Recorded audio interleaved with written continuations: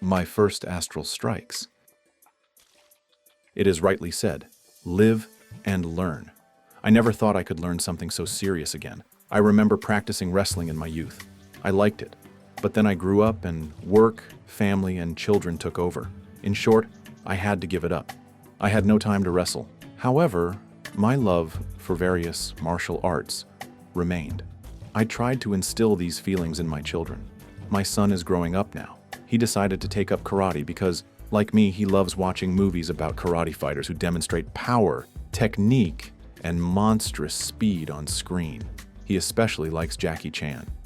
One day, I came across a video about a certain system called Sampo. Apparently, it allows you to win without a fight. The video offered to attend a seminar on this type of martial art. The system was also demonstrated in action in the video. Interesting, I thought. I'll watch it myself and show it to my son. Let him learn. I registered for the seminar via the link and found out about classes in the city. Various thoughts crossed my mind. I kept thinking, how is it possible to win without a fight? I remembered reading literature on occultism and magic before and concluded that the fight probably happens on another level, invisible to people. At the classes, they recommended a training video. I remember when I came home and turned it on, I immediately felt warmth, a kind of kinship. I even sat down on the floor in front of the screen.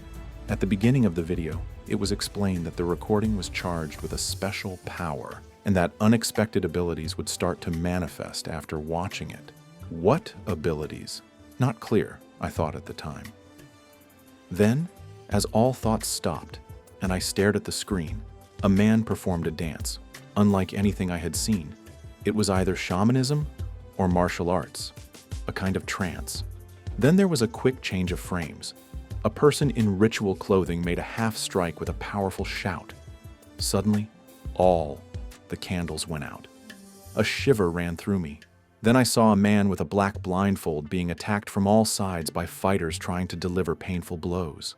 But he moved as if every cell of his body had eyes, dodging, blocking, and then attacking precisely at the pain points himself. This mesmerizing spectacle held me to the screen. The master's voice explained that it was a demonstration of the sensitivity of the etheric body combined with instinctive self-defense.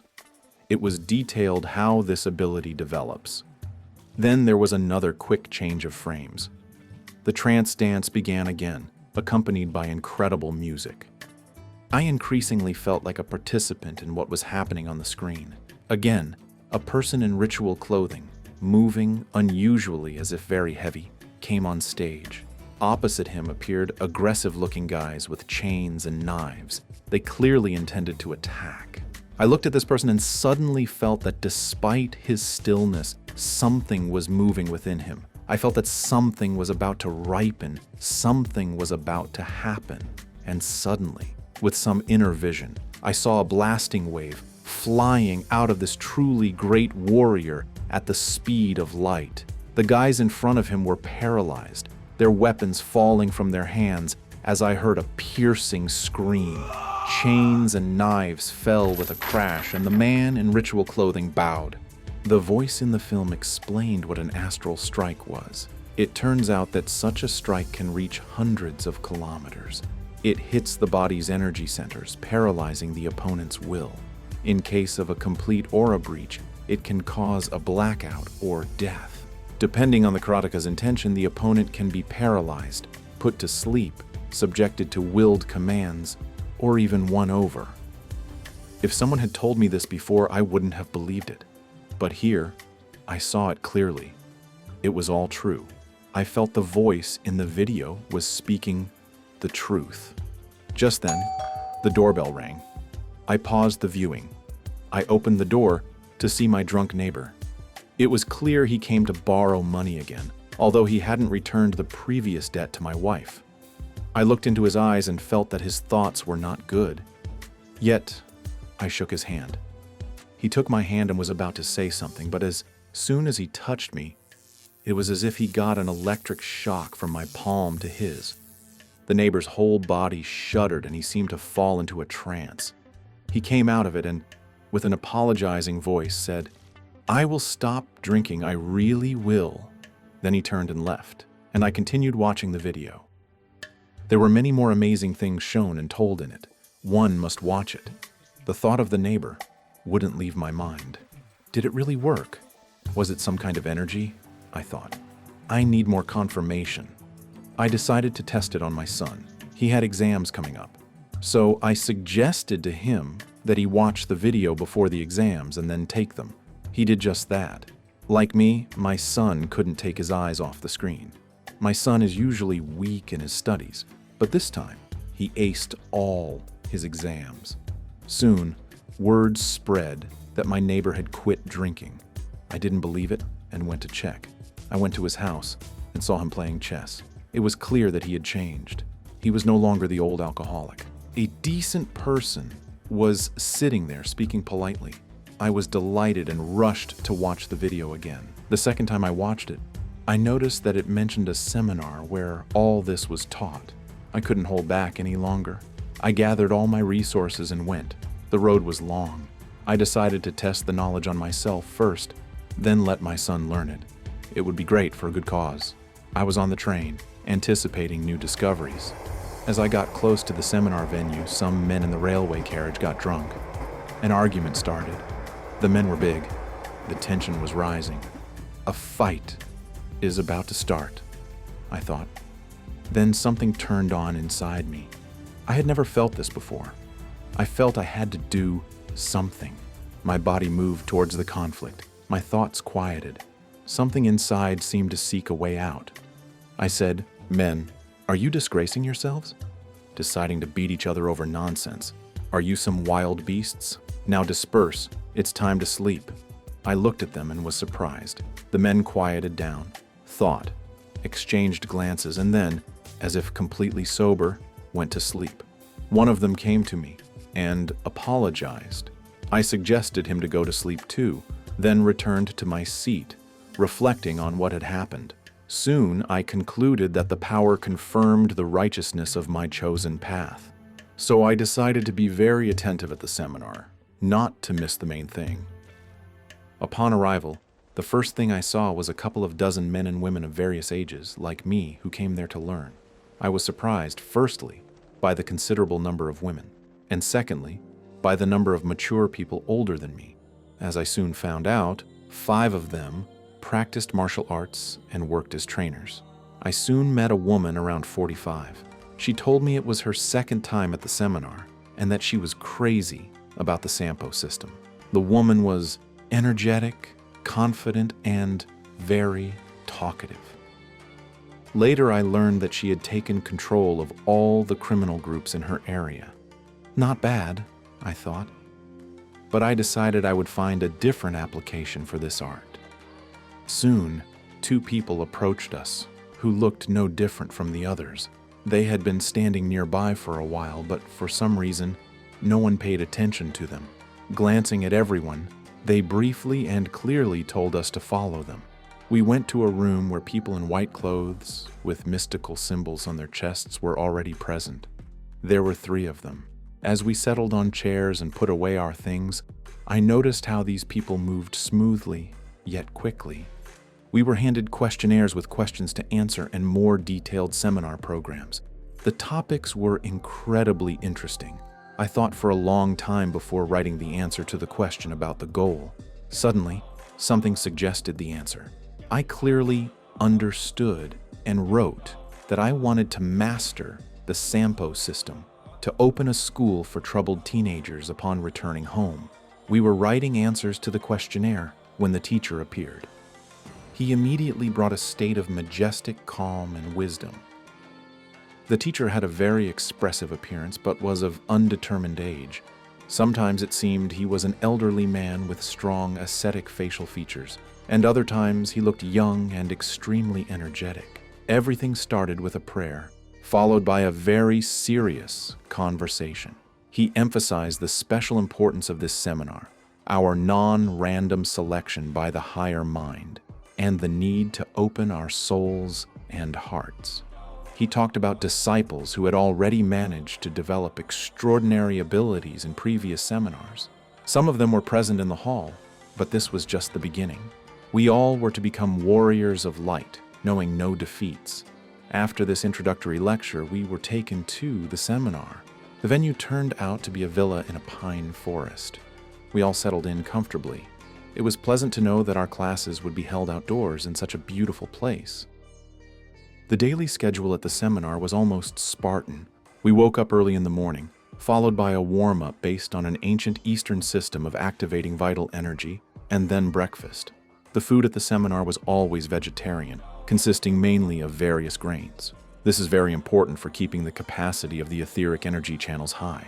The classes lasted until late in the evening, and closer to night, we would light a campfire. Around it, we conducted shamanic rituals and then jumped over the fire.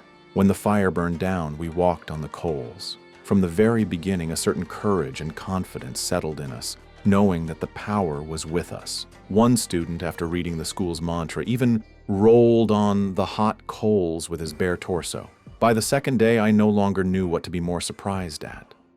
During one of the sessions, the teacher demonstrated the art of Gyud on one of the women. He laid her on a table and for 5 minutes tuned her with his magical voice. After 5 minutes, she became as light as a feather.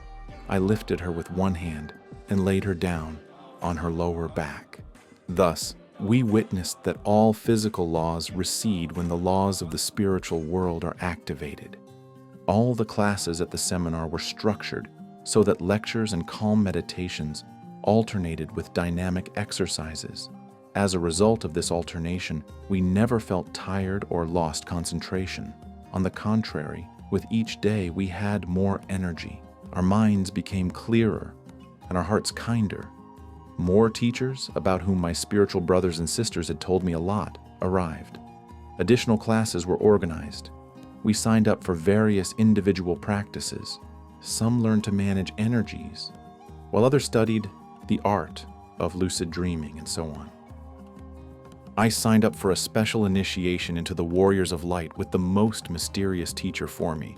Besides me, 2 others went through this practice. I was the third. When I entered the room where the teacher in a bright solar chiton was, I heard an invitation to sit on a spread mat. In front of me lay a black blindfold. The teacher ordered me to kneel on my right knee. After a pause, about a minute later, he said, "I have been watching you for a long time and see how you attentively listen to all the lectures and try to complete all the assignments. I decided, brother, to allow only you to go through this initiation with open eyes. But you must promise me that for 3 days you will not tell a single living soul about what you see." I promised. The teacher turned on the great music of transformation and began making circular motions with his hands. At some point, he raised his hands upwards and seemed to pull out from the air a huge shining sword, like the northern lights, with a beautiful golden hilt adorned with precious stones. It was a fantastic sight. I couldn't believe my eyes when the sword was lowered onto my shoulder, as if 10 lightning bolts struck me in an instant. A flash of light appeared before my eyes. Then I had visions, vast cosmos, stars, planets, interstellar ships. Then I felt like a participant in some battle among beings that didn't look like humans. Next, I saw Rigdon Japo with a golden aura spreading for many meters around. His eyes looked into infinity. After this, I woke up and saw the teacher in front of me, but without the sword. He said, "You saw the greatest of magical amulets. When you become a great warrior, you will be able to touch this hilt. Rigdon Japo has accepted you into the Warriors of Light." The next day, the teacher showed us how a shout could knock down several physically strong people. Of course, it wasn't just about the shout. I clearly saw the energy beams directed by the teacher at the moment of the shout hitting all the fallen ones with great speed. I felt so happy at the thought that I could learn such things. That same evening, they spun me around in a circle of brothers and sisters with my eyes closed. It took a few seconds to tune in, and then I clearly felt where everyone was standing. I approached each one and named them by name. Others tried too, and some succeeded. At night, I asked one of the karate trainers who had also come to this seminar to hit me with his hands and feet when I closed my eyes. In half an hour, I was already covered in bruises. The blows had come very quickly. Despite feeling them coming, I lacked the speed to dodge them. I realized that for this practice, etheric sensitivity alone was not enough. The next day, I had a healing session with the teacher, and the bruises immediately disappeared. On the same day, the teacher revealed to us the secret of astral protection. 3 volunteers were lined up so that they were in a line with the teacher, looking at the back of the head of the person in front of them, except for the one at the front. The teacher gave him a special task to enter a state of prayer and reverent love. The other 2 were told to feel anger and irritability. When all 3 entered the necessary states for their roles, the teacher, with a sharp exhalation, delivered an astral blow to the Manipura chakra. The nearest disciple to him remained standing as if nothing had happened, while the other 2, writhing in pain, fell to the floor. They did not suffer severe damage, and their chakras soon recovered, but we remembered this lesson for life. We left the seminar full of energy and the brightest impressions, ready for any difficulties and challenges. We agreed that in 3 months we would go together to an eco-settlement to continue our practice. It was hard to part ways because we were connected by a feeling that I'd never known before and couldn't have even imagined. We left in groups of a few people each. I left with the karate trainer who had given me the bruises. We needed to get to the airport, so we headed to the highway to catch a ride. When we emerged from the forest onto the road, we saw a horrifying scene. 2 cars had stopped on the side, and a group of guys was assaulting a very young girl. The karate trainer was the first to react. Being a skilled karate practitioner and a brave person, he jumped into the unequal fight. There were more of them, and they pulled out knives. At that moment, everything inside me boiled over and rage flowed through my body like hot lava. I shouted, "Pray!"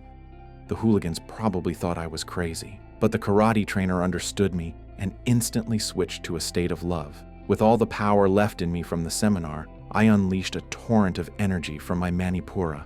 A wild scream echoed through the forest. The hooligans bent over and groaned. The karate trainer jumped with excitement. It worked, and just in time. We found that the girl had lost consciousness. Time was short, but the karate trainer acted coolly, like a true warrior. He stripped the clothes off one of the guys and dressed the girl. Then, we got her into one of the cars. The ignition key was in place, and we drove off without wasting any time. We reached the nearest hospital and took the girl, who had regained consciousness but was still very confused, to a doctor. Then we set off on foot to the airport.